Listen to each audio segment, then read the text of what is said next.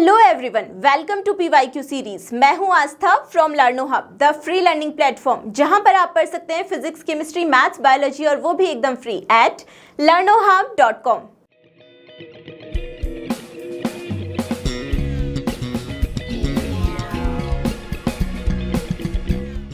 PYQ series में आज हम डिस्कस करने वाले हैं अपने क्लास 10th के CBSE साइंस के फिजिक्स पोर्शन का 2017 ईयर का जितना भी क्वेश्चंस प्रीवियस ईयर में आए हुए थे उस टाइम के पैटर्न के अकॉर्डिंग समेटिव असेसमेंट 1 एंड 2, जिसमें दोनों में ही 3-3 सेट्स थे, उन सारे ही क्वेश्चंस को आज हम लोग रेडी करने वाले हैं।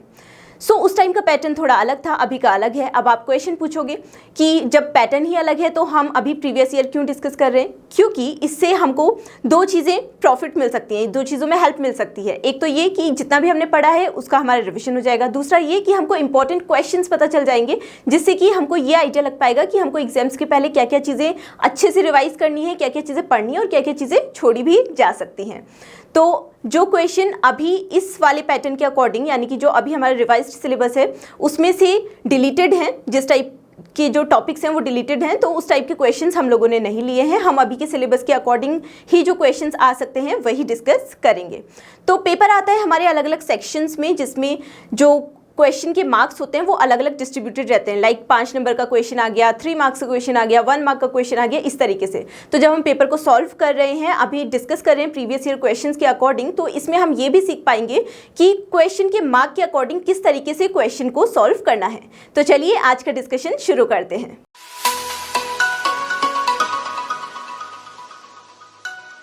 हमारा नेक्स्ट क्वेश्चन 3 मार्क्स का क्वेश्चन है।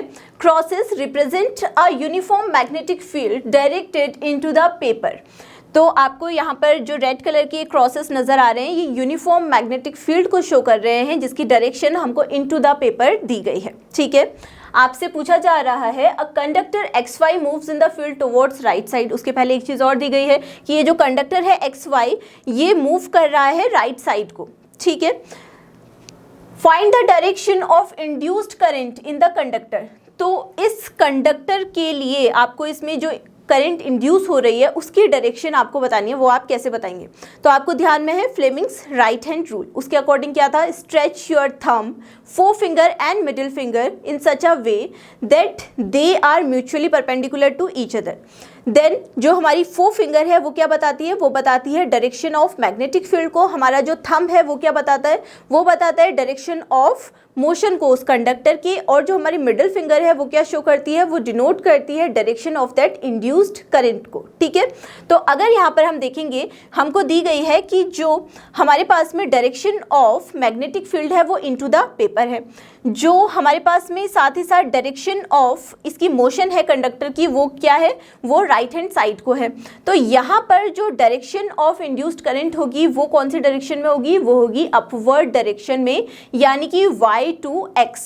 ठीक है, तो पहले पार्ट का हम आंसर दे सकते हैं, जिसमें हमको क्या बतानी है? डायरेक्शन ऑफ इंड्यूस्ड करंट वो कौन सी डायरेक्शन होगी? वो होगी फ्रॉम y2x। ठीक है, सेकेंड पार्ट में आपसे बोला गया है name the rule you applied. अब इसकी डायरेक्शन पता करने में आपने कौन सा रूल का यूज किया ये आपको बताना है। कौन सा रूल यूज किया? हमने फ्लेमिंग्स राइट हैंड रूल का इस्तेमाल किया। तो आप लिख सकते हैं Fleming's right hand rule. Next आपसे पूछा जा रहा है कि what will be the direction of current if the direction of field and the direction of motion of the conductor both are reversed। अब ये आपसे बोल रहे हैं कि इन दोनों की ही जो डायरेक्शन थी अभी तक आपको दी गई थी कि वो इनटू द पेपर है और ये राइट हैंड साइड को मूव कर रहा है, इन दोनों को ही रिवर्स कर दिया जाए, उलट दिया जाए, तो तब आप इसकी डायरेक्शन क्या बताएंगे? इंड्यूस्ड करंट की। तो भी क्या होगा? क्योंकि तीनों ही क्या है? म्यूचुअली परपेंडिकुलर है, तो अभी भी जो डायरेक्शन ऑफ करंट रहेगी वो क्या रहेगी? सेम टू सेम ही रहेगी, फ्रॉम y2x, यानी कि अपवर्ड डायरेक्शन में। तो आप क्या लिख सकते हैं? इस केस में भी जो डायरेक्शन ऑफ करंट है वो कैसी रहेगी? y2x ही रहेगी। ठीक है, तो इसके तीनों ही पार्ट्स इजीली हमने सॉल्व कर लिए। अब चलते हैं हम अपने नेक्स्ट क्वेश्चन की तरफ। नेक्स्ट हमारा क्वेश्चन 5 मार्क्स का क्वेश्चन है, जिसके 2 पार्ट्स हैं। देखिए, establish a relationship to determine the equivalent resistance R of a combination of 3 resistors having resistances R1, R2 and R3 connected in series. तो पहला पार्ट तो इस क्वेश्चन का यही है। सेकंड है calculate the equivalent resistance of a combination of the 3 resistors of 2 ohm, 3 ohm and 6 ohm joined in parallel.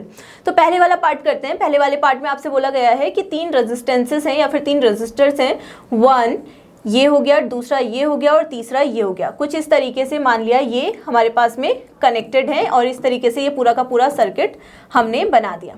ठीक है, तो ये हमारे पास में बैटरी है, पॉजिटिव नेगेटिव, और ये स्विच है। ये हो गया R1, ये हो गया R2 और ये हो गया R3। इसमें करंट इस तरीके से फ्लो हो रही है। ठीक है, सो अगर ये सीरीज में कनेक्टेड हैं, जो कि हमको नज़र ही आ रहा है, तो इन सीरीज यहाँ पर इन तीनों का जो इक्विवेलेंट रेजिस्टेंस हमें कैलकुलेट करना है, इन तीनों के कॉम्बिनेशन का, वो हम कैसे कैलकुलेट करेंगे। तो यहाँ पर equivalent resistance R equals to हो जाएगा R1 plus R2 plus R3। ठीक है, तो यहाँ पर RS लिख लेते हैं क्योंकि ये सीरीज में है, तो इस तरीके से। ठीक है, वैसे ही दूसरा आपसे बोला गया है कि अगर 3 रेजिस्टेंस जिनकी जो रेजिस्टेंस है हमको दिए भी गए हैं, ठीक है, तो उनको हम लोगों ने पैरेलल में कनेक्ट करना है। तो हमने कुछ इस तरीके से इनको कंबाइन करना है। मान लिया ये रहा एक, ये रहा दूसरा और ये रहा कुछ तीसरा रेजिस्टेंस। ठीक है, तो इनको हमने इस तरीके से कनेक्ट कर लिया है पैरेलल कॉम्बिनेशन में, और यहाँ पर आ गया स्विच हमारे पास में। कुछ इस तरीके से सर्किट कंप्लीट हो गया। तो ये है 2 ओम, ये है 3 ओम और ये है 6 ओम, और करंट कुछ इस तरीके से इन तीनों से इस तरीके से फ्लो हो रही है, मान लिया। तो जब भी जो रजिस्टर्स हैं वो पैरेलल कॉम्बिनेशन के थ्रू हम लोग दिखाते हैं, तो उसके लिए हम लोग फॉर्मूला क्या यूज़ करते हैं, हम यूज़ करते हैं 1/RP equals to 1/R1 plus 1/R2 plus 1/R3। अब यहाँ पर रजिस्टर्स के रेजिस्टेंसेस हमको गिवन है, तो हम उनकी वैल्यूज़ पे पुट कर लेंगे। तो ये हो जाएगा 1/2 ओम प्लस 1/3 ओम प्लस 1/6 ओम, और ये इक्वल टू हो जाएगा, अगर 6 इसका एलसीएम ले लेते हैं तो 2 3 ज़ा 6, 3 2 ज़ा 6, 6 1 ज़ा 6, यानी कि 6/6। ठीक है, 6 से 6 कैंसिल हो गया, तो ये आ गया आपके पास में 1/1। यानी कि जो यहाँ पर इक्विवेलेंट रेजिस्टेंस है इन तीनों ही पैरेलल कॉम्बिनेशंस का, तो ये आपके पास में RP इक्वल्स टू कितना आ जाएगा, ये आ जाएगा 1 ओम, और यही हो गया इस क्वेश्चन का आंसर। ठीक है, तो चलिए अब सॉल्व करते हैं हम अपना नेक्स्ट क्वेश्चन। सो हमारा नेक्स्ट क्वेश्चन है 5 मार्क्स का, जिसके 2 पार्ट्स है A एंड B, जिनको एक एक करके हम सॉल्व करेंगे। पार्ट A में हमसे बोला गया है name 2 safety measures commonly used in an electric circuit and appliances. तो हमको 2 ऐसे मेजर्स, सेफ्टी मेजर्स बताने हैं जो कि हम इलेक्ट्रिक सर्किट और इलेक्ट्रिक एप्लियंसेस के लिए यूज़ करते हैं। तो पहला तो सबसे कॉमन इलेक्ट्रिक फ्यूज़, तो इनके बारे में आप एक्सप्लेन भी करके आएंगे क्योंकि ज़्यादा मार्क्स का क्वेश्चन है। 5 मार्क्स का है तो 2.5 ईच है। ठीक है, तो इलेक्ट्रिक फ्यूज़ एक ऐसा सेफ्टी डिवाइस है, इलेक्ट्रिकल सेफ्टी डिवाइस है, जिसका यूज़ किया जाता है जब ज़्यादा करंट फ्लो हो जाए किसी इलेक्ट्रिकल सर्किट में, तो उससे बचने के लिए। ठीक है, तो ये क्या होता है, जल्दी से जैसे ओवरफ्लो होता है करंट का, तो ये मेल्ट हो जाता है, जिसकी वजह से ताकि आगे तक जो फायर लगने से या फिर जो इलेक्ट्रिकल सर्किट्स हैं उनके डैमेज होने से, इलेक्ट्रिकल एप्लियंसेस के ख़राब होने से, या फिर ह्यूमन बींग्स की जान बचाने से रिलेटेड, इन सारी चीज़ों से ये हमको क्या करता है, सेव करता है। इसीलिए इसका यूज़ किया जाता है इलेक्ट्रिकल डिवाइसेस में। ठीक है, नेक्स्ट है प्रॉपर अर्थिंग। तो प्रॉपर अर्थिंग क्या होता है कि किसी भी जो इलेक्ट्रिकल सर्किट से या फिर एप्लियंसेस से जो भी ओवरफ्लो हो रहा हो करंट का, वो सीधे सीधे कहाँ पर चला जाए, ग्राउंड तक चला जाए, ताकि जो ह्यूमन बींग्स हैं या फिर जो भी इंसान उस चीज़ के नज़दीक में है उसको इलेक्ट्रिक शॉक ना लग पाए। तो इसीलिए प्रॉपर अर्थिंग की जाती है। तो इनके बारे में आप अच्छे से एक्सप्लेन करते हुए इनको लिखेंगे। ठीक है, पार्ट बी है what precaution should be taken to avoid the overloading of domestic electric circuits. तो हमको क्या क्या प्रिकॉशंस अपनाने चाहिए जिससे कि हम क्या कर सकें, अवॉइड कर सकें किसी भी डोमेस्टिक इलेक्ट्रिक सर्किट में ओवरलोडिंग, यानी कि करंट फ्लो जो कि ओवरफ्लो है उसको रोकने के लिए। ठीक है, जिससे कि कुछ चीज़ें डैमेज ना हो पाए। तो इसके लिए हम क्या कर सकते हैं, हम इलेक्ट्रिक फ्यूज़ का यूज़ कर सकते हैं। हमने जैसे कि बात की वो इलेक्ट्रिकल सेफ्टी डिवाइस होती है, इसीलिए। सेकेंड है कि हमको एक ही टाइम पे हाई पावर जो एप्लियंसेस है उनका सेम टाइम पे यूज़ नहीं करना चाहिए, जिससे कि करंट क्या हो जाएगा, ओवरफ्लो होने लगेगी और इलेक्ट्रिकल एप्लियंसेस के डैमेज होने का भी यहाँ पे चांसेस है। ठीक है, proper earthing should be there, तो ये भी हमने बात कर ली कि प्रॉपर जो करंट का ओवरफ्लो है वो ग्राउंड तक पहुंच जाना चाहिए, जिससे कि किसी इंसान को इलेक्ट्रिक शॉक ना लगे या फिर वो बच जाए। ठीक है, नेक्स्ट है should not connect so many appliances from a single socket, तो एक ही सॉकेट से बहुत सारे अप्लायंसेस हमको कनेक्ट नहीं करने चाहिए ताकि हम ओवरफ्लो या फिर ओवरलोडिंग से बचा सकें इलेक्ट्रिकल सर्किट्स को। ठीक है, तो चलिए अब सॉल्व करते हैं हम अपना नेक्स्ट क्वेश्चन। सो हमारा नेक्स्ट क्वेश्चन है 5 मार्क्स का, जिसमें 5 पार्ट्स हैं, तो 5 पार्ट्स का ये मतलब है कि 1 मार्क ईच, और हमको 2 ग्राफ्स दिए गए हैं इस क्वेश्चन में, उसके बेसिस पर ही हमें इन क्वेश्चन के आंसर करने हैं। ठीक है, पार्ट ए में आपसे बोला गया है identify the types of current in each case, तो इन दोनों ही केसेस में ग्राफ्स को देख के आपको बताना है कि ये कौन सा टाइप ऑफ करंट की यहाँ पर बात की जा रही है। यहाँ पर हम देख रहे हैं करंट की डायरेक्शन बदल नहीं रही है, सेम ही रह रही है ना, तो ये कौन सी करंट का ग्राफ शो हो रहा है, ये है डायरेक्ट करंट यानी कि डीसी, और ये वाली जो करंट है वो हर हाफ एन सेकेंड में अपनी डायरेक्शन क्या कर रही है, चेंज कर रही है, तो ये वाली कौन सी करंट का टाइप है, ये है ऑल्टरनेटिंग करंट यानी कि एसी। नेक्स्ट पार्ट बी में आपसे बोला जा रहा है identify any one source of each type of current, इन दोनों ही टाइप ऑफ करंट के लिए आपको एक एक सोर्स बताना है, तो इसके लिए हम लोग लिख सकते हैं बैटरी यानी कि डायरेक्ट करंट के लिए, और जो एसी है यानी कि ऑल्टरनेटिंग करंट उसके लिए हम लिख सकते हैं एसी जनरेटर। नेक्स्ट थर्ड यानी कि पार्ट सी है इसका, what is frequency of current used in domestic supply in India, तो इंडिया में किस फ्रीक्वेंसी की जो करंट है वो यूज होती है, तो वो होती है 50 हर्ट्ज की। ठीक है, नेक्स्ट है part D on the basis of graphs right difference between the two currents, तो इन दोनों ही करंट्स में इन ग्राफ्स के बेसिस पर ही आपको क्या बताना है, डिफरेंस बताना है। तो इस ग्राफ में आप क्या देख रहे हैं, इसमें जो डायरेक्शन है इस करंट की वो क्या है, वो सेम है, तो आप लिख सकते हैं डायरेक्शन remains same फॉर कौन सी करंट, डायरेक्ट करंट या फिर डीसी, और जो ऑल्टरनेटिंग करंट है यानी कि एसी उसके लिए जो डायरेक्शन है वो क्या हो रही है, चेंज हो रही है, तो आप लिख सकते हैं direction changes for every half an second या फिर n/2 सेकेंड्स, तो यहाँ पर n के थ्रू क्या डिनोट हो रहा है, n के थ्रू डिनोट हो रहा है फ्रीक्वेंसी। ठीक है, तो पार्ट डी भी इस क्वेश्चन का हो गया सॉल्व। नेक्स्ट देखिए part E, out of two which one is used in transmitting electric power over long distances and why, तो इन दोनों में से ही कौन सी जो करंट है वो यूज होती है फॉर लॉन्ग डिस्टेंसेस और क्यों, तो हम जो लॉन्ग डिस्टेंसेस के लिए यूज़ करते हैं वो होती है ऑल्टरनेटिंग करंट यानी कि एसी, और इसका यूज़ क्यों होता है, क्योंकि जो वेस्टेज ऑफ एनर्जी है या फिर लॉस ऑफ एनर्जी है वो एसी के लिए यानी कि ऑल्टरनेटिंग करंट्स के लिए कम होता है as compare to direct current, तो आप लिख सकते हैं loss of energy will be less in case of alternating current as compare to direct current. तो ये वाला क्वेश्चन अच्छे से हो गया सॉल्व, इनको आप अपनी लैंग्वेज में अपने वर्ड्स में अच्छे से लिख सकते हैं। ठीक है, तो चलिए अब सॉल्व करते हैं हम अपना नेक्स्ट क्वेश्चन। सो हमारा नेक्स्ट क्वेश्चन है 1 मार्क का, तो चलिए सबसे पहले क्वेश्चन को रीड करते हैं। क्वेश्चन में आपसे बोला गया है a student connects resistance of the coils R1 and R2 as given below, तो इस डायग्राम के अकॉर्डिंग जो रेजिस्टेंस R1 है 3 ओम का और जो रेजिस्टेंस R2 है 6 ओम का, उनको क्या किया गया है, कनेक्ट किया गया है।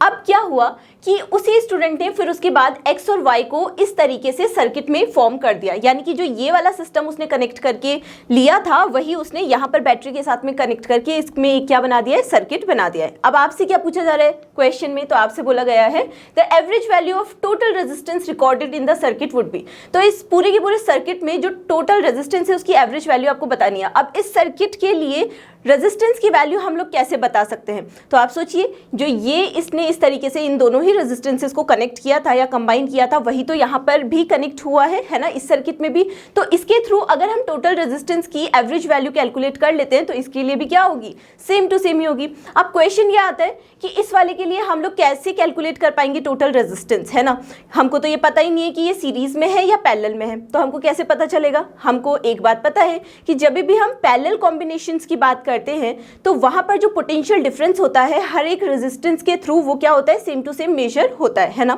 जबकि यहाँ पर क्या हो रहा है, ये वाला जो R1 है वो X के साथ में कनेक्ट है, R2 Y के साथ में कनेक्ट है, यानी कि जो इनके पोटेंशियल डिफरेंसेस होंगे वो क्या होंगे, रेजिस्टेंस के थ्रू, हर एक रेजिस्टेंस के थ्रू अलग अलग होंगे, यानी कि दो रेजिस्टेंस यहाँ पे दिए गए हैं उनके थ्रू अलग अलग होंगे। अब पोटेंशियल डिफरेंस अगर अलग अलग है, इसका क्या मतलब है, इसका यही मतलब है कि ये दोनों जो रेजिस्टेंसेस हैं वो कौन से कॉम्बिनेशन में है, वो सीरीज कॉम्बिनेशन में है, या फिर सीरीज में उनको कनेक्ट किया गया है। अब सीरीज में कनेक्ट किया गया है तो हम लोग इक्विवेलेंट रेजिस्टेंस कैसे कैलकुलेट कर सकते हैं, तो यहाँ पर पहले तो मैं ये लिख देती हूँ कि ये जो कॉम्बिनेशन है वो किस में है, सीरीज में है। तो सीरीज के लिए हम लोग अगर इक्विवेलेंट रेजिस्टेंस कैलकुलेट करते हैं तो RS इक्वल्स टू हम क्या लिखते हैं, R1 प्लस R2। R1 की वैल्यू कितनी है, तो R1 की वैल्यू है 3 ओम प्लस R2 की वैल्यू कितनी है, तो ये है 6 ओम, और यहाँ पर जो हमारे पास में टोटल रेजिस्टेंस की एवरेज वैल्यू आ जाएगी वो कितनी आ जाएगी, वो आ जाएगी 9 ओम। और हमारे पास में ऑप्शंस हमको दिए गए थे, A में है 9 ओम, B में है 3 ओम, C में है 2 ओम एंड D में है 6 ओम। तो कौन सा वाला ऑप्शन करेक्ट हो जाएगा, A वाला ऑप्शन यहाँ पर करेक्ट हो जाएगा। इस सर्किट के लिए जो टोटल रेजिस्टेंस है उसकी एवरेज वैल्यू कितनी आ जाएगी, 9 ओम आ जाएगी। तो चलिए अब देखते हैं हम अपना नेक्स्ट क्वेश्चन। हमारा नेक्स्ट क्वेश्चन भी 1 मार्क का क्वेश्चन है जिसमें है 4 ऑप्शंस, उसमें से आपको करेक्ट ऑप्शन या करेक्ट ऑल्टरनेटिव चूज करना है। सबसे पहले क्वेश्चन को रीड करते हैं। क्वेश्चन में आपको बोला गया है, when performing the experiment of finding the equivalent resistance of a parallel combination of resistance, a student was asked to measure the potential drop across the 3 ohm resistor, it will be, तो आपके पास में A B C D 4 option है। हमको ये diagram पे ध्यान देना है।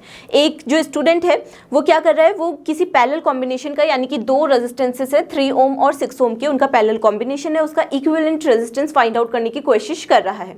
अब उससे एक क्वेश्चन पूछा गया कि इस 3 ओम रेजिस्टेंस के अक्रॉस पोटेंशियल ड्रॉप बताइए, और वही हमको इस क्वेश्चन में कैलकुलेट करके हमको भी बताना है। ठीक है, तो चलिए इसको कैलकुलेट करते हैं। तो क्वेश्चन में सबसे पहले हमको जो मेन वोल्टेज दी गई है वो कितनी है, 3 वोल्ट दी गई है, हम डायग्राम में देख सकते हैं। ठीक है, साथ ही साथ हमारे पास में दो रेजिस्टर्स जिनके रेजिस्टेंसेस कितने कितने हैं, तो R1 इक्वल्स टू 3 ओम है और R2 इक्वल्स टू 6 ओम है। पैरेलल कॉम्बिनेशन है, हमको पता है। तो यहाँ पर हम लोग क्या कैलकुलेट कर सकते हैं, इक्विवेलेंट रेजिस्टेंस कैलकुलेट कर सकते हैं। किस फॉर्मूले से, पैरेलल कॉम्बिनेशन के लिए 1/RP equals to 1/R1 plus 1/R2। तो ये हो जाएगा 1/3 ओम प्लस 1/6 ओम। यहाँ पर आप लोग एलसीएम ले लीजिए, तो आपके पास में क्या आ जाएगा, 6 यहाँ पर आ गया, तो 3 2 6 प्लस ये हो गया 1, तो ये आपके पास में आ गया 3/6, यानी कि आपके पास में हो गया 1/2। तो इक्विवेलेंट रेजिस्टेंस इस कॉम्बिनेशन का आपके पास में आ गया है 2 ओम। तो पहली बात ये क्लियर हो गई। अब हमको अगर 3 ओम रेजिस्टेंस के अक्रॉस पोटेंशियल ड्रॉप कैलकुलेट करना है, तो वहाँ पर V equals to IR formula होता है ना, तो उसके लिए हमको I भी कैलकुलेट करना होगा। इस पूरे के पूरे सर्किट से जो टोटल करंट है वो फ्लो हो रही होगी उसको, है ना। तो वो कैसे कैलकुलेट कर सकते हैं, V इक्वल्स टू IR के थ्रू ही कैलकुलेट करेंगे। यहाँ पे करंट I इक्वल्स टू क्या हो जाएगा, V/R, है ना। ओम्स लॉ के according V equals to IR formula याद होगा आपको, है ना। तो ये हो गया आपके पास में I इक्वल्स टू V की वैल्यू हमारे पास में कितनी है, 3 वोल्ट है, अपॉन R की वैल्यू हमारे पास में कितनी है, 2 ओम है, तो ये आ गया 1.5 एम्पियर्स। अब हमको पता है कि जब भी हम पैरेलल कॉम्बिनेशन की बात करते हैं तो हर एक कंपोनेंट से जो पोटेंशियल ड्रॉप होता है वो क्या होता है, सेम टू सेम ही रहता है। इसलिए जो 3 ओम रेजिस्टेंस है उसके अक्रॉस अगर हम पोटेंशियल ड्रॉप कैलकुलेट करना चाहें, जिसको V मैं ब्रैकेट में 3 ओम भी लिख देती हूँ ताकि हमको ध्यान में रहे कि ये 3 ओम रेजिस्टेंस के अक्रॉस हम लोग कैलकुलेट कर रहे हैं, तो ये इक्वल टू किससे कैलकुलेट होगा, I इंटू R के थ्रू ही कैलकुलेट होगा। I की वैल्यू हमारे पास में कितनी है, तो ये है 1.5 एम्पियर्स इंटू R की वैल्यू हमारे पास में कितनी है, तो R की वैल्यू हमारे पास में है 2 ओम्स। ठीक है, तो यहाँ पर से जो हम पोटेंशियल ड्रॉप कैलकुलेट करेंगे अक्रॉस द रेजिस्टेंस ऑफ 3 ओम, वो कितना हो जाएगा, ये आपके पास में आ जाएगा 3.0 वोल्ट, यानी कि 3 वोल्ट्स। तो कौन सा ऑप्शन करेक्ट हो गया इस क्वेश्चन के लिए, हमारे पास में जो डी ऑप्शन है वो यहाँ पर करेक्ट हो गया, 3 वोल्ट्स। तो चलिए अब सॉल्व करते हैं हम अपना नेक्स्ट क्वेश्चन। हमारा नेक्स्ट क्वेश्चन है, how will you calculate the least count of an ammeter. आप अमीटर के लिए लीस्ट काउंट कैसे कैलकुलेट करेंगे, ये भी 1 मार्क का क्वेश्चन है। तो देखिए, फॉर अमीटर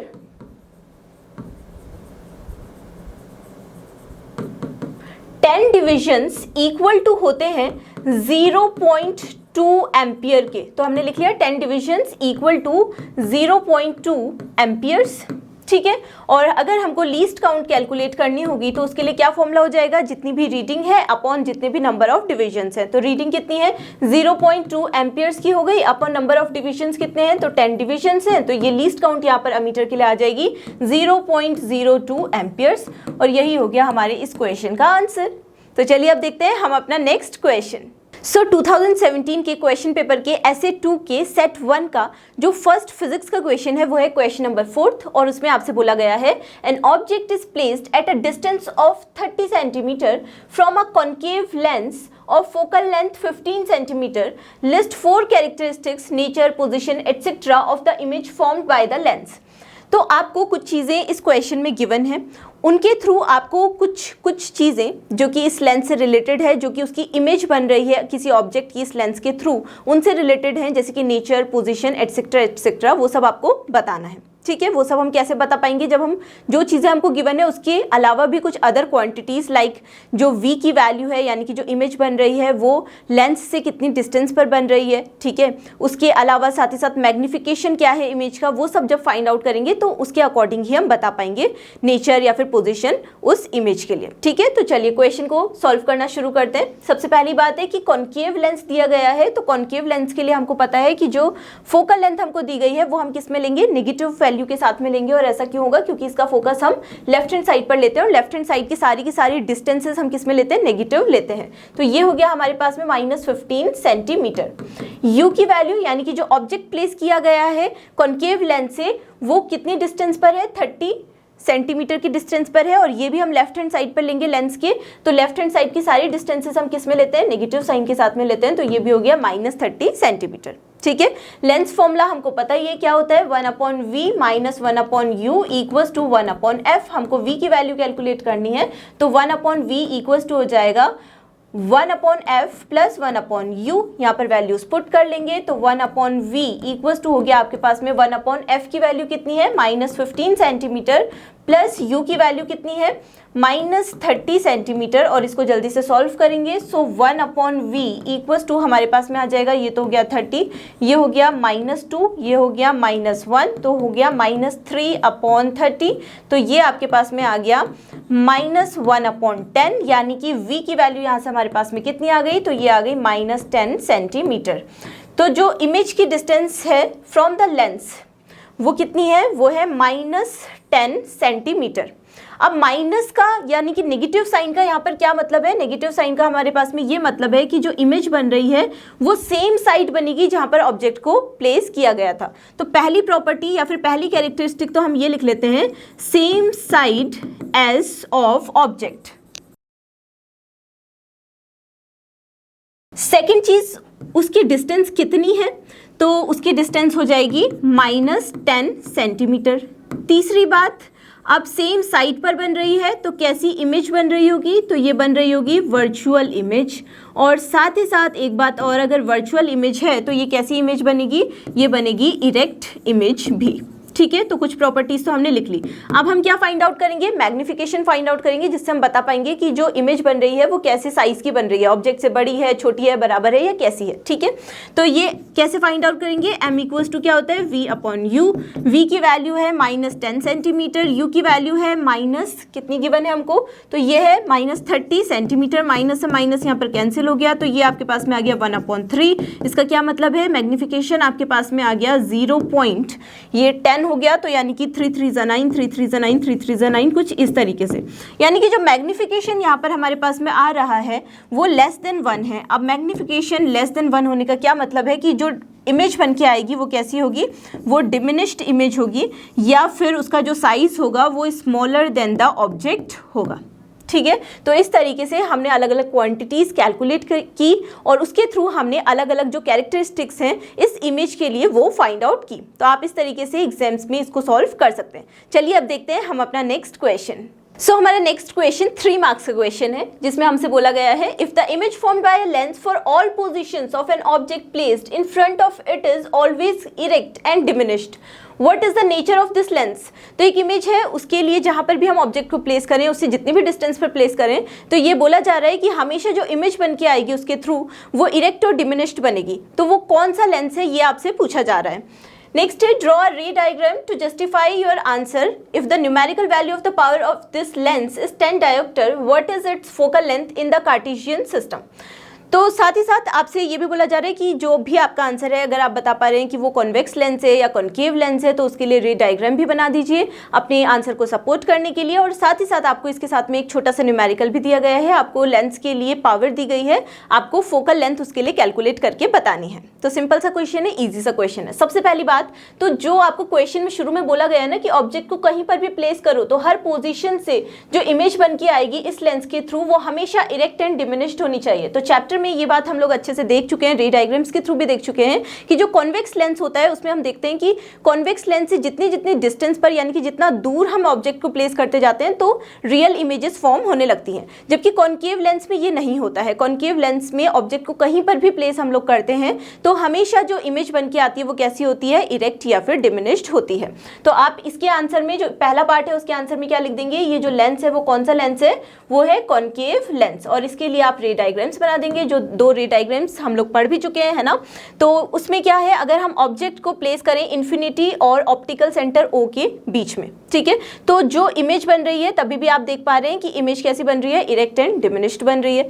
साथ ही साथ अगर हम लोग जो ऑब्जेक्ट है उसको प्लेस करें इन्फिनिटी पे तभी भी जो इमेज बन के आ रही है वो बहुत ज्यादा डिमिनिश्ड और इरेक्ट इमेज बनती है, ठीक है। तो ये 2 आप रे डायग्राम्स बना देंगे एग्जाम्स में। साथ ही साथ क्वेश्चन में आपको दिया गया है कि पावर दी गई है लेंस की P = 10 डायोप्टर। अब आपसे पूछा जा रहा है फोकल लेंथ कैलकुलेट कीजिए, तो आपको फॉर्मूला पता है कि F = क्या हो जाएगा, अगर हम मीटर्स में इसको कैलकुलेट करेंगे तो ये इक्वल टू हो जाएगा 1/P के, यानी कि 1/10 डायोप्टर के। तो आपके पास में आ जाएगा 0.1 मीटर्स, या फिर अगर सेंटीमीटर में हम कन्वर्ट करेंगे तो ये कितना आ जाएगा, ये आ जाएगा 10 सेंटीमीटर्स। अब बात किसकी हो रही है, ये बात हो रही है कॉन्केव लेंस की। और कॉन्केव लेंस की बात जब भी होती है तो हमें पता होता है कि जो फोकल लेंथ है वो हम किस में लेते हैं, वो हम लोग लेते हैं नेगेटिव में, क्योंकि इसके लिए जो डिस्टेंसेस हम देख रहे हैं वो किधर साइड पे हैं, यानी कि जो फोकस हम देख रहे हैं वो किधर साइड पर है, वो है इस साइड पर, यानी कि लेफ्ट हैंड साइड पर। और लेफ्ट हैंड साइड की सारी डिस्टेंसेस हम किस में लेते हैं, नेगेटिव में लेते हैं। तो हम लोग यहाँ पर लिख सकते हैं बिकॉज कॉन्केव लेंस, सो यहाँ पर जो फोकल लेंथ आ जाएगी F = वो कितनी हो जाएगी, -10 सेंटीमीटर्स हो जाएगी। तो यही हो गया आपके इस क्वेश्चन का आंसर। सिंपल सा क्वेश्चन था, है ना। तो चलिए अब सॉल्व करते हैं हम अपना नेक्स्ट क्वेश्चन। सो हमारा नेक्स्ट क्वेश्चन 3 मार्क्स का क्वेश्चन है। क्वेश्चन थोड़ा सा लेंदी लग रहा है, थोड़ा सा बड़ा लग रहा है, लेकिन क्वेश्चन को अगर हम अच्छे से पढ़ते हुए समझते हुए करेंगे तो हम इजीली सॉल्व कर पाएंगे। तो देखिए क्वेश्चन में आपसे बोला गया है state the cause of dispersion of white light by a glass prism. एक ग्लास प्रिज्म के थ्रू डिस्पर्जन ऑफ लाइट क्यों होता है ये आपसे पूछा जा रहा है। How did Newton using 2 identical glass prisms show that white light is made of 7 colours. तो न्यूटन ने किस तरीके से बताया 2 ग्लास प्रिज्म की हेल्प से कि जो व्हाइट लाइट है उसमें 7 कॉन्स्टिट्यूएंट कलर्स होते हैं उसके, ठीक है। आगे बोला जा रहा है draw a ray diagram to show the path of a narrow beam of white light through a combination of 2 identical prisms arranged together in inverted position with respect to each other when it is allowed to fall obliquely on one of the faces of the first prism of the combination. तो जैसे कि Newton ने बताया 2 identical glass prism की help से जिस तरीके से उनको इन्वर्टेड फॉर्म में रखते हुए हम कैसे बता सकते हैं कि व्हाइट लाइट में 7 कलर्स होते हैं, तो यही हमको इस क्वेश्चन में सॉल्व करते हुए बताना है। उसके लिए रे डायग्राम बनाना है। रे डायग्राम जब आप बनाएंगे, क्योंकि आपके पास में तो 7 कलर्स वहाँ पे एग्जाम्स में, साइंस के पेपर में तो आप कलर्स उसमें नहीं लेकर जाएंगे ना, तो वहाँ पर तो आप एक ही या 2 पेन की हेल्प से बनाएंगे। तो उसको लेबल डायग्राम बनाना है, यानी कि हम ये लिख देंगे कि ये 7 कलर्स हैं। हम नीट एंड क्लीन डायग्राम बनाएंगे जिससे कि समझ में आ पाए एग्जामिनर को कि हम बताना क्या चाहते हैं, समझाना क्या चाहते हैं, ठीक है, इस तरीके से। तो चलिए क्वेश्चन को सॉल्व करना शुरू करते हैं। मैं आपको डायग्राम की हेल्प से बताऊंगी, आप उनको अपने वर्ड्स में नोटबुक में नोट भी कर सकते हैं। तो देखिए पहले तो क्वेश्चन था कि डिस्पर्जन ऑफ व्हाइट लाइट किसी ग्लास प्रिज्म के थ्रू किस तरीके से होता है। तो डिस्पर्जन ऑफ लाइट क्या होता है, किसी भी व्हाइट लाइट का 7 कलर्स में टूट जाना, ठीक है। जब भी कोई व्हाइट लाइट बीम किसी प्रिज्म में एंटर करती है तो वो 7 कलर्स में टूट जाती है। और ये 7 कलर्स को हम किस नाम से जानते हैं, तो हम इसको जानते हैं विबग्योर के नाम से, यानी कि violet, indigo, blue, green, yellow, orange and red. तो इन कलर्स में ये स्प्लिट हो जाती है। अब ये स्प्लिट ऑफ लाइट क्यों हो रहा होगा, ये इसलिए हो रहा होगा क्योंकि ये जो डिफरेंट लाइट्स हमको नज़र आ रही हैं जो कि 7 कलर्स में टूट चुकी हैं, है ना, तो ये अलग अलग एंगल्स पे बेंड होती हैं और इस वजह से ये क्या हो जाती है, इस तरीके से स्प्लिट हो जाती हैं। तो ये किस वजह से होता है, रिफ्रैक्शन की वजह से होता है। इतनी बात क्लियर हो गई। अब सेकंड जो इसमें पार्ट था कि न्यूटन ने किस तरीके से बताया, दो आइडेंटिकल ग्लास प्रिज्म की हेल्प से। तो न्यूटन ने क्या किया, दो प्रिज्म लिए, पहले वाला प्रिज्म ये तो इसी पोजीशन पे रखा, सीधी पोजीशन पे, दूसरा वाला इन्वर्ट फॉर्म में रख दिया, यानी कि इसके उल्टी पोजीशन पे रख दिया, ठीक है। यहाँ से व्हाइट लाइट जब गई तो रिफ्रैक्शन की वजह से ये 7 कलर्स में क्या हो गई, टूट गई, यानी कि डिस्पर्जन ऑफ लाइट हो गया।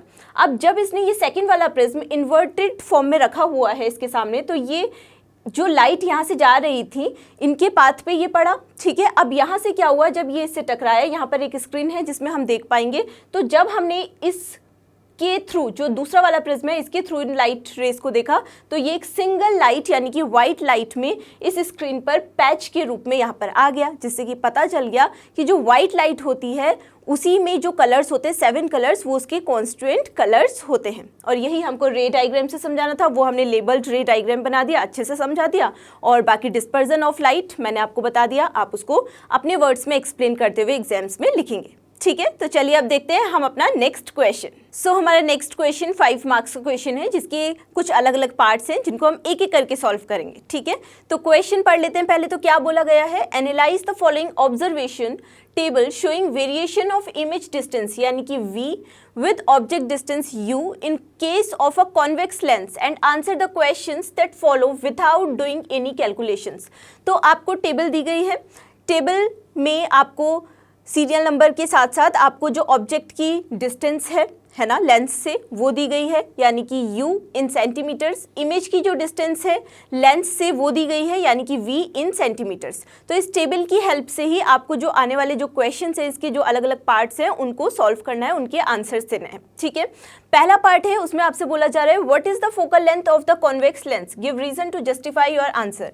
तो इस टेबल के अकॉर्डिंग ही आपको बताना है कि कॉन्वेक्स लेंस की फोकल लेंथ क्या है और अपने आंसर को जस्टिफाई करना है, यानी कि उसके लिए कुछ ना कुछ रीजन देना है।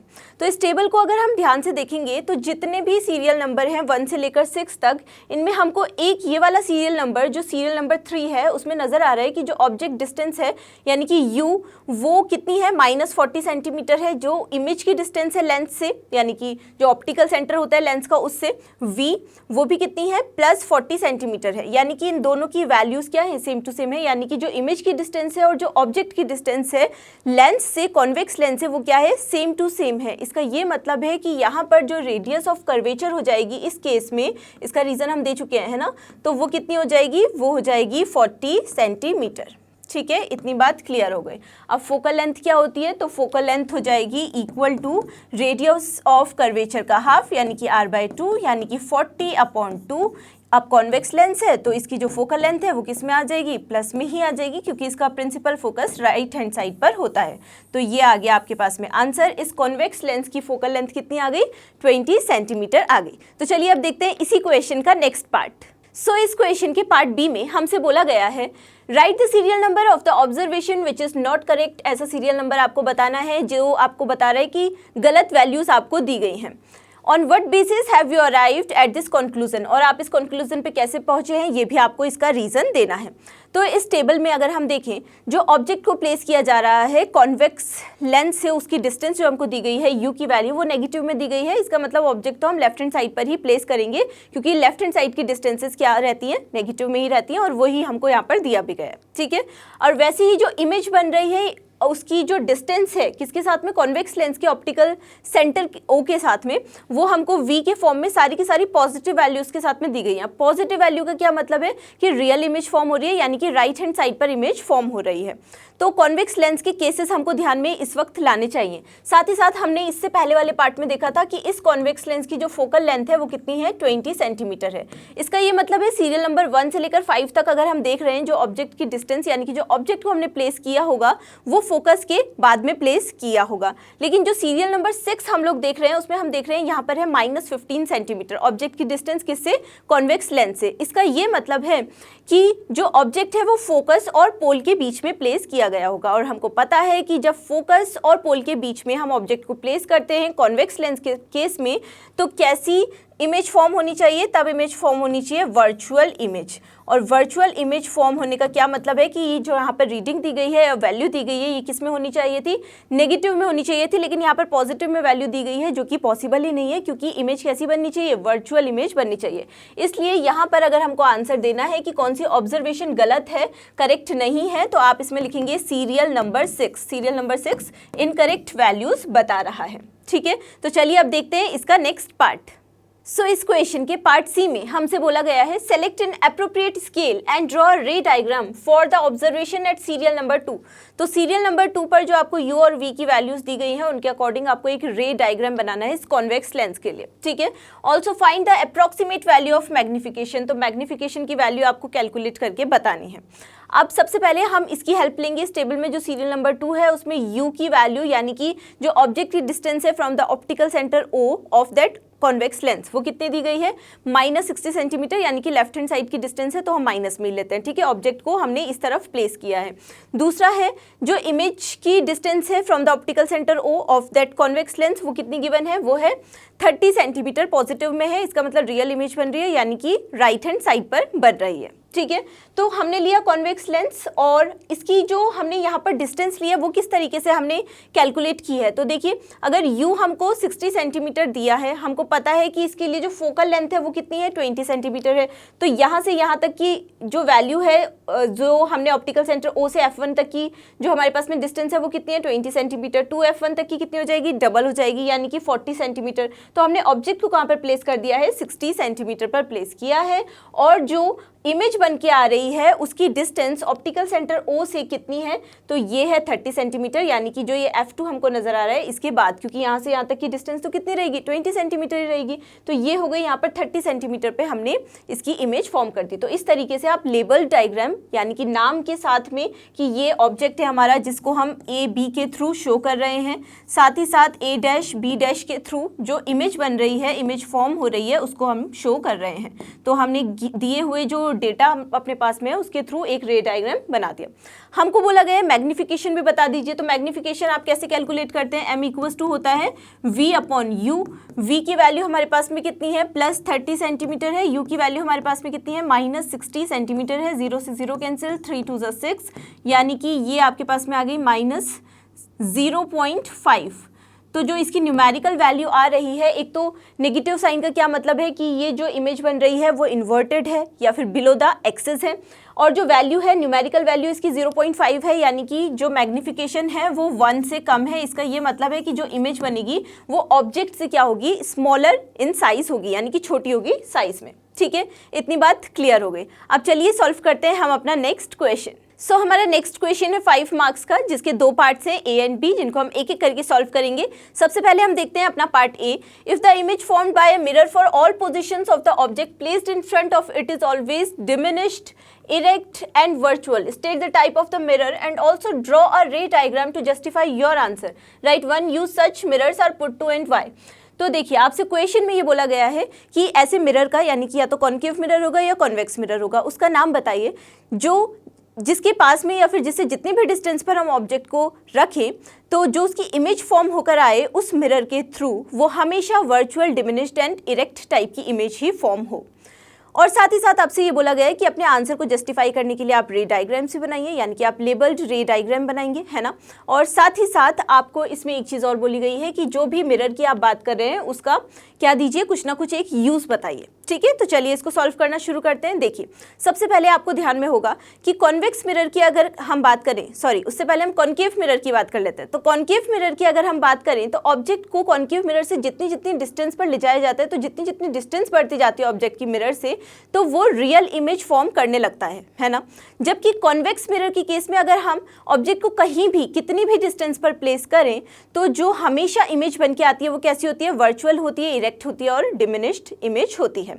तो उसी के लिए हमने रे डायग्राम भी बनाया है। अगर हम किसी भी ऑब्जेक्ट को इन्फिनिटी और मिरर के पोल के बीच में कहीं पर भी रखें तो इमेज हमेशा जो फॉर्म होगी वो कैसी हो जाएगी, वो हो जाएगी वर्चुअल टाइप की। ठीक है, यानी कि वो अपीयर टू मीट होंगी वहां पर रेज, ना कि वो एक्चुअल में मीट होती हुई नजर आएंगी। ठीक है, साथ ही साथ जो इमेज बनेगी वो इरेक्ट एंड डिमिनिश्ड बनेगी। ठीक है, यानी कि ऑब्जेक्ट से स्मॉलर साइज की इमेज बन के आएगी।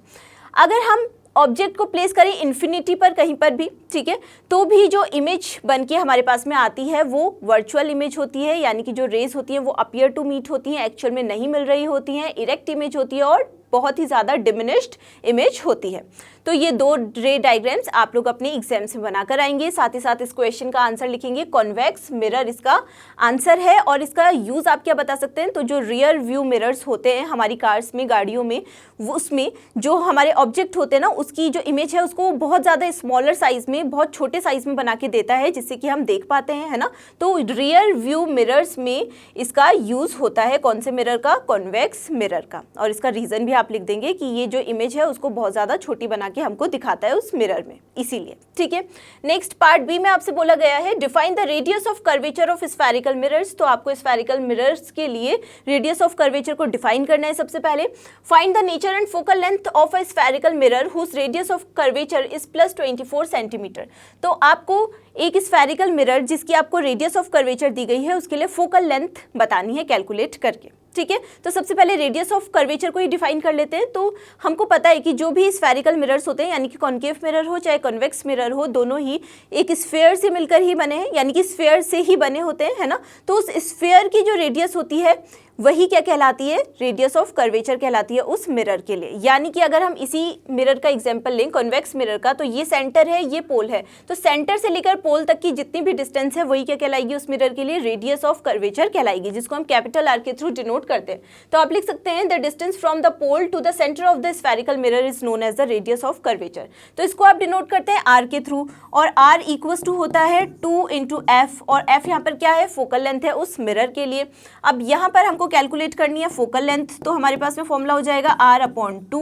तो ये इक्वल टू हो गया, r की वैल्यू हमको कितनी गिवन है, 24 सेंटीमीटर गिवन है, अपॉन हो गया 2, तो ये आपके पास में आ गया 12 सेंटीमीटर, और किस में आ रहा है, प्लस साइन के साथ में आ रहा है। और हमको पता है प्लस साइन का मतलब है, यानी कि पॉजिटिव साइन का क्या मतलब है, कि यहाँ पर कौन से मिरर की बात चल रही होगी, कॉन्वेक्स मिरर की बात चल रही होगी, क्योंकि इसके लिए जो इमेज बनती है वो हमेशा मिरर के पीछे साइड बनती है, यानी कि राइट हैंड साइड पर इमेज बनती है, इसीलिए इसकी फोकल लेंथ किस में ली जाती है, पॉजिटिव ली जाती है, यानी कि प्लस ली जाती है, ठीक है। तो चलिए अब देखते हैं हम अपना नेक्स्ट क्वेश्चन। सो हमारा नेक्स्ट क्वेश्चन 1 मार्क का क्वेश्चन है। क्वेश्चन में आपको बोला गया है study the given ray diagrams and select the correct statements from the following.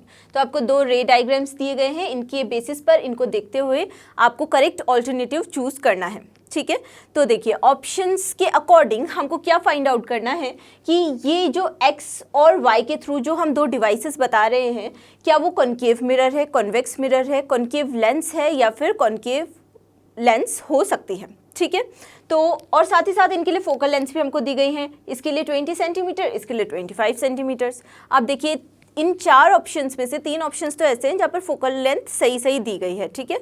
लेकिन एक जो इसमें ऑप्शन है वो ऐसा है जहाँ पर एक के लिए फोकल लेंथ 10 सेंटीमीटर दी गई है, जो इन दोनों में से किसी भी केस के लिए नहीं है, नहीं ऐसा हम लोगों को क्वेश्चन में कहीं पर भी दिया नहीं गया है। तो ये वाला ऑप्शन क्या हो जाएगा, डायरेक्टली एलिमिनेट हो जाएगा। तो हम एग्जाम्स में भी क्या करके आएंगे कि अगर हमारे पास में 4 ऑप्शन होंगे तो सबसे पहले हम उसमें से फाइंड आउट करेंगे कि क्या 1 या 2 ऑप्शन एलिमिनेट हो जा रहे हैं। अगर 2 ऑप्शन या 1 ऑप्शन भी एलिमिनेट हो जाता है तो बचे हुए ऑप्शन में से फिर आप इजीली फाइंड आउट कर सकते हैं आंसर को, ठीक है।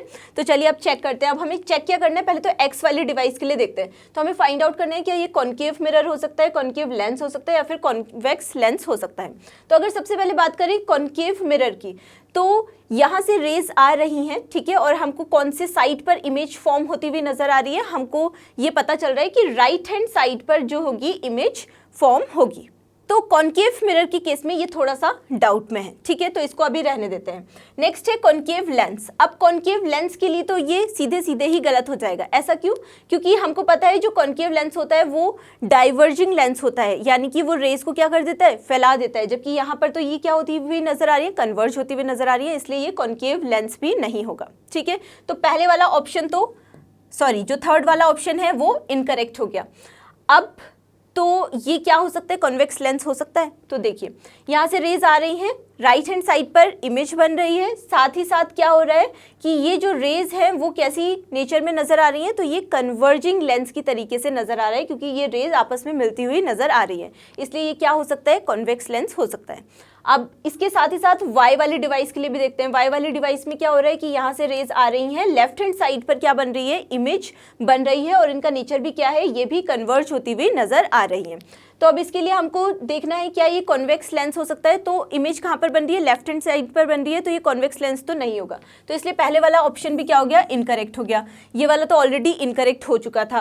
जो लास्ट वाला ऑप्शन है कॉन्केव मिरर के लिए, तो क्या ये कॉन्केव मिरर हो सकता है, तो हाँ हो सकता है, क्योंकि कॉन्केव मिरर का नेचर कैसा होता है, वो मिरर होता है कन्वर्जिंग मिरर। तो यहाँ पर भी जो रेज है वो कन्वर्ज होती हुई नजर आ रही हैं, साथ ही साथ जो इमेज बन रही है वो किधर साइड पर बन रही है, तो वो बन रही है लेफ्ट हैंड साइड पर ही।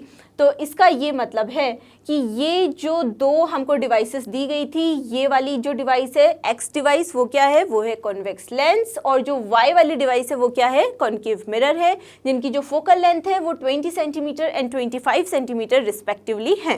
तो इसका कौन सा ऑप्शन करेक्ट हो गया, इसका ऑप्शन डी यहाँ पर करेक्ट हो गया। Device X is a convex lens and device Y is a concave mirror whose focal length are 20 centimetre and 25 centimetre respectively. तो चलिए अब देखते हैं हम अपना नेक्स्ट क्वेश्चन। सो हमारा नेक्स्ट क्वेश्चन भी 1 मार्क का क्वेश्चन है, जिसमें आपसे बोला जा रहा है a student obtains a blurred image of a distant object on a screen using a convex lens. एक स्टूडेंट ने कॉन्वेक्स लेंस की हेल्प से स्क्रीन पर एक ब्लर्ड इमेज देख रहा है, ठीक है। To obtain a distinct image on the screen he should move the lens. तो अगर उसको कोई अलग इमेज चाहिए तो उसको लेंस को किस तरीके से मूव करना चाहिए, ये आपसे पूछा जा रहा है। 4 ऑप्शंस आपको दिए गए हैं, करेक्ट ऑल्टरनेटिव आपने चूज करना है।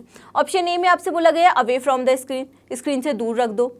बी में बोला गया टुवर्ड्स द स्क्रीन, स्क्रीन के पास में रख दो। सी में बोला गया to a position very far away from the screen, तो लेंस को बहुत दूर रख दो स्क्रीन से, ये बोला गया है। लास्ट डी ऑप्शन में ईदर टुवर्ड्स और away from the screen depending upon the position of the object, या तो स्क्रीन के पास में रख दो या उससे दूर रख दो, लेकिन डिपेंड किस पर करेगा, ऑब्जेक्ट की पोजीशन पर डिपेंड करेगा। तो ऑप्शन डी इसका करेक्ट होना चाहिए, ये पहली बात हो गई। अब करेक्ट क्यों होना चाहिए, तो देखिए हमारे पास में लेंस फॉर्मूला होता है 1/v minus 1/u equals to 1/f, ठीक है। तो यहाँ से 1/v इक्वल्स टू क्या हो जाएगा, 1/f प्लस 1/u। थोड़ा सा और इसको सिंप्लीफाई करेंगे तो ये आपके पास में आ गया f इंटू यू, ये हो गया u प्लस f। तो v इक्वल्स टू आपके पास में क्या आ जाएगा, uf upon u plus f। इसका ये मतलब है कि v किस पर डिपेंड करता है, तो आप लिख सकते हैं v डिपेंड्स अपॉन u, और v और u क्या होते हैं इन केसेस में, तो आपको पता है कि v जो होगा वो इमेज की डिस्टेंस होगी लेंस से, और u क्या होगा, जो ऑब्जेक्ट है उसकी डिस्टेंस होगी लेंस से। तो इसका ये मतलब है कि जो ऑब्जेक्ट की पोजीशन है वो मैटर करती है किसके लिए, जो इमेज फॉर्म हो रही है उसके लिए। तो इसीलिए इसका जो ऑप्शन डी है वो यहाँ पर करेक्ट हो जाएगा कि जो लेंस है उसको या तो स्क्रीन के पास में या स्क्रीन से दूर कहीं पर भी मूव किया जा सकता है, लेकिन डिपेंड किस पर करेगा, ऑब्जेक्ट की पोजीशन पर डिपेंड करेगा, ठीक है। तो क्लियर हुआ ये वाला क्वेश्चन का आंसर। अब चलिए देखते हैं हम अपना नेक्स्ट क्वेश्चन। सो हमारा नेक्स्ट क्वेश्चन 1 मार्क का क्वेश्चन है, जिसमें भी कुछ ऑप्शंस हैं जिसमें से आपको करेक्ट ऑल्टरनेटिव चूज करना है। क्वेश्चन में आपसे बोला गया है a student very cautiously traces the path of a ray through a glass slab for different values of the angle of incidence. He then measures the corresponding values of the angle of refraction and the angle of emergence for every value of the angle of incidence. On analysing these measurements of angles his conclusion would be. तो इन तीनों ही angles के बीच में क्या relation होना चाहिए वो इसके थ्रू एनालाइज करने की कोशिश कर रहा है। जब वो क्या कर रहा है कि जो इंसिडेंट रे है, रिफ्रैक्टेड रे है, इमर्जेंट रे है, और इनके थ्रू बनने वाले जो एंगल्स हैं उनको एनालाइज कर रहा है हर एक मेजरमेंट के थ्रू, ठीक है। तो देखिए अगर मान लिया यहाँ पर जो इंसिडेंट रे जहाँ से आ रही है वहाँ पर जो मीडियम है वो एयर है, जब ये रिफ्रैक्शन के बाद इमर्जेंट रे जहाँ को जा रही है तो ये वाला जो मीडियम है वो भी एयर है। किसका मीडियम, दूसरा जो मीडियम उसने यूज़ किया वो कौन सा है, वो है ग्लास स्लैब। तो जब एयर से ग्लास की तरफ ये इंसिडेंट रे जाती है, यानी कि रेयर टू डेंसर मीडियम ये जाती है, तो क्या होता है कि ये नॉर्मल के टुवर्ड्स क्या हो जाती है, डाइवर्ज हो जाती है, यानी कि जो इंसिडेंट या फिर एंगल ऑफ इंसिडेंस है वो क्या होना चाहिए, रिफ्रैक्शन वाला जो एंगल है यानी कि एंगल ऑफ रिफ्रैक्शन है वो उससे क्या होना चाहिए, हमेशा ज़्यादा होना चाहिए। ठीक है, पहली बात तो ये हो गई। तो यहाँ पर हमको कहाँ पर ऐसा केस देखने को मिल रहा है, पहले वाले में ऐसा केस देखने को मिल रहा है, दूसरे वाले में भी ऐसा केस देखने को मिल सकता है, तीसरे वाले में नहीं मिल रहा है, फोर्थ वाले में नहीं मिल रहा है। तो ये वाले तो दोनों ही ऑप्शंस क्या हो गए, एलिमिनेट हो गए। अब इन दो ऑप्शंस में से हमको चूज करना है कौन सा करेक्ट ऑप्शन होगा। अब इस केस में क्या है कि जो ये वाला हमारा मीडियम है, थर्ड मीडियम, यानी कि जब रिफ्रैक्टेड रे यहाँ से जा रही है तो ये नॉर्मल से अवे चले जाती है, दूर जाती है। ठीक है, तो तब क्या होगा, अगर ये वाला मीडियम जो था ये एयर था जहाँ से इंसिडेंट रे आई थी, और जो ये एमर्जेंट रे जा रही है वहाँ पर भी जो मीडियम एयर है, दोनों ही मीडियम अगर सेम है तो जो एंगल ऑफ इंसिडेंस है वो एंगल ऑफ इमर्जेंस के इक्वल ही होगा। ठीक है, लेकिन अगर ये दोनों मीडियम्स अलग अलग होते तो यहाँ पर तब डिफरेंस आते। तो इसका मतलब है इस वाले केस में पहले वाला ऑप्शन भी क्या हो गया, गलत हो गया, और यहाँ पर angle of incidence angle of emergent की क्या है, इक्वल है, और ये दोनों ही एंगल्स एंगल ऑफ रिफ्रैक्शन से क्या होने चाहिए, बड़े होने चाहिए या फिर ज़्यादा होने चाहिए। ठीक है, तो इसका जो करेक्ट ऑप्शन है वो कौन सा ऑप्शन हो गया, option B, angle I equal to angle E is greater than या फिर आर ग्रेटर देन, दोनों ही ग्रेटर देन है किससे, एंगल आर से। ठीक है, तो चलिए अब देखते हैं हम अपना नेक्स्ट क्वेश्चन।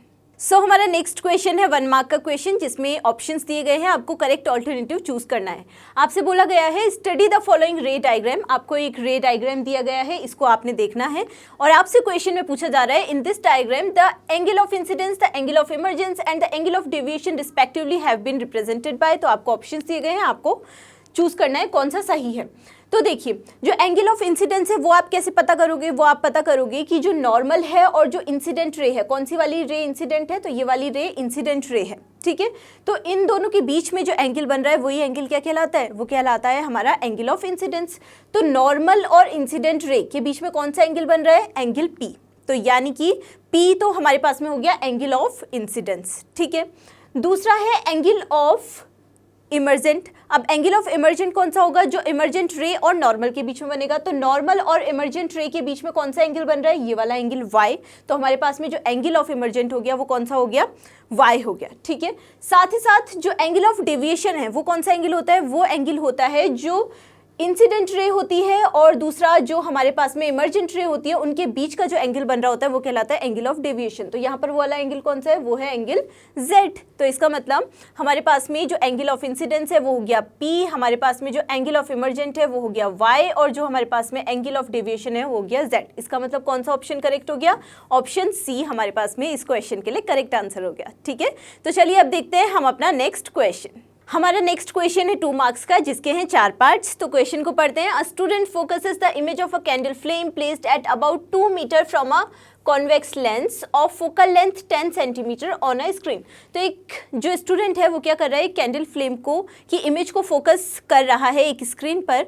जो कॉन्वेक्स लेंस है उसकी फोकल लेंथ आपको दी गई है 10 सेंटीमीटर, और साथ ही साथ जो वो कैंडल है वो कितना मीटर की डिस्टेंस पर है उस लेंस से, तो वो है 2 मीटर की डिस्टेंस पर। ठीक है, after that he moves gradually the flame towards the lens. अब वो धीरे धीरे क्या कर रहा है, उस जो कैंडल फ्लेम है उसको लेंस के नज़दीक ला रहा है।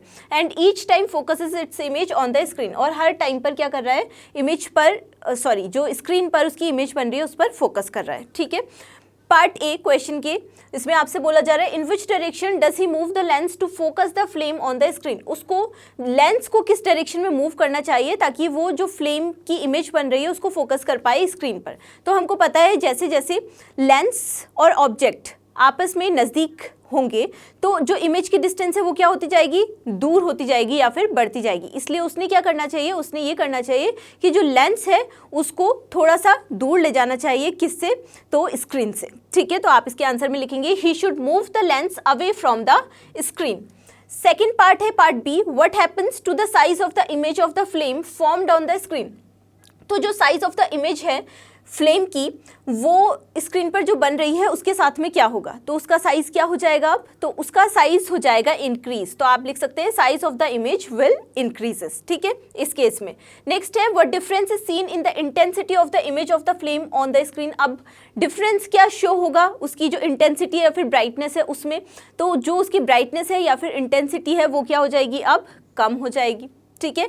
और लास्ट है part D, what is seen on the screen when the flame is very close at about 5 centimetre to the lens. तो स्क्रीन पर क्या शो होगा जब फ्लेम लेंस के बहुत ज़्यादा नज़दीक होगी, यानी कि अप्रॉक्सीमेटली 5 सेंटीमीटर की डिस्टेंस पर होगी लेंस के। तो जब लेंस यानी कि कॉन्वेक्स लेंस की बात चल रही है, तो जो इमेज बन के आएगी वो कैसी इमेज बनती है, तो वो इमेज बनती है वर्चुअल इमेज। अब क्यों ऐसा हो रहा है, क्योंकि हमको पता है फोकल लेंथ कितनी है 10 सेंटीमीटर है, लेकिन अभी हमको फोकल लेंथ और पोल के बीच की एक डिस्टेंस दी गई है 5 सेंटीमीटर। तो तब किसी कॉन्वेक्स लेंस के थ्रू कैसी इमेज बनती है, वर्चुअल इमेज बनती है, ठीक है।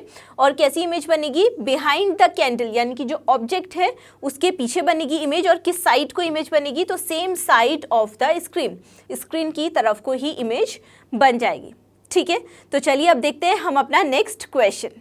सो हमारा नेक्स्ट क्वेश्चन है 3 मार्क्स का क्वेश्चन, और इसी से मिलता जुलता क्वेश्चन हम ऑलरेडी डिस्कस भी कर चुके हैं। What is dispersion of white light, state its cause, draw a ray diagram to show the dispersion of white light by a glass prism. तो डिस्पर्जन ऑफ व्हाइट लाइट क्या होता है, ये क्यों होता है, और इसके लिए एक रे डायग्राम बनाइए। सिंपल सा क्वेश्चन आपसे पूछा गया है। तो डिस्पर्जन ऑफ व्हाइट लाइट क्या होता है, जब भी कोई व्हाइट लाइट 7 कलर्स में यानी कि विबग्योर में violet, indigo, blue, green, yellow, orange और रेड में टूट जाती है, तो उसी को क्या बोलते हैं, डिस्पर्जन ऑफ लाइट। अब जब भी कोई वाइट लाइट किसी ग्लास प्रिज्म में एंटर करती है तो वो 7 कलर्स में स्प्लिट हो जाती है। और ये स्प्लिट क्यों होती है, क्योंकि जो अलग अलग कलर्स हैं वो अलग अलग एंगल्स पे क्या हो जाते हैं, बेंड हो जाते हैं, इसीलिए, ठीक है। और इसके लिए रे डायग्राम, जिसको हम क्या बोल रहे हैं, लेबल्ड रे डायग्राम, क्योंकि हम यहाँ पर लिखते हैं कि ये वाइट लाइट है, ये एंटर कर रही है इस ग्लास प्रिज्म में और ये 7 कलर्स में टूट जा रही है। तो इस तरीके से हम इस डायग्राम के थ्रू ये शो कर पा रहे हैं कि डिस्पर्जन ऑफ वाइट लाइट क्या होता है, ठीक है। तो एग्जाम्स में क्वेश्चन आएगा, आप इसी तरीके से अपने वर्ड्स में एक्सप्लेन करते हुए आएंगे, डायग्राम बनाएंगे, आपको अच्छे से पूरे नंबर इसमें मिल जाएंगे। तो चलिए अब देखते हैं हम अपना नेक्स्ट क्वेश्चन। सो अब नेक्स्ट क्वेश्चन है हमारा 3 मार्क्स का, जो कि हमारे जो 2017 का essay 2 का पेपर है उसके सेट 3 से हमने लिया हुआ है, जो कि सेट 1 और सेट 2 में हमने डिस्कस नहीं किया है।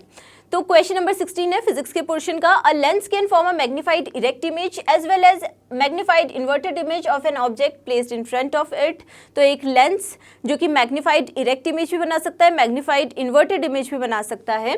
State the nature of this lens and draw ray diagrams to justify the above statement. तो आपको बताना है कि वो कौन सा लेंस है, या तो कॉन्केव लेंस ही होगा या फिर कॉन्वेक्स लेंस ही होगा, ठीक है। और साथ ही साथ आपको रे डायग्राम्स भी बनाने हैं जिससे कि आप अपने आंसर को जस्टिफाई कर पाएं, ठीक है। Mark the positions of O, F and 2F in the diagram. तो ये पोजीशंस भी आपको डायग्राम में दिखानी है, यानी कि लेबल डायग्राम आपको बनाना है, ठीक है।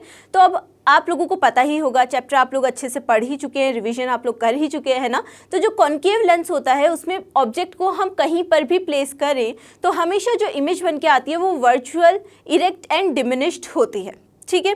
तो इसका ये मतलब है कि यहाँ पर हमसे क्या बोला जा रहा है कि इमेज इरेक्ट भी बने और इन्वर्टेड भी बन सकती है। तो अब कौन सा लेंस बचा, कॉन्केव लेंस तो इसमें से हट गया, तो अब बचा कॉन्वेक्स लेंस। तो कॉन्वेक्स लेंस के थ्रू मैग्निफाइड इरेक्ट इमेज भी बन सकती है और मैग्निफाइड इन्वर्टेड इमेज भी फॉर्म हो सकती है, जिसके लिए हमने 2 एग्जाम्पल्स लिए, 2 रे डायग्राम्स बनाए हैं।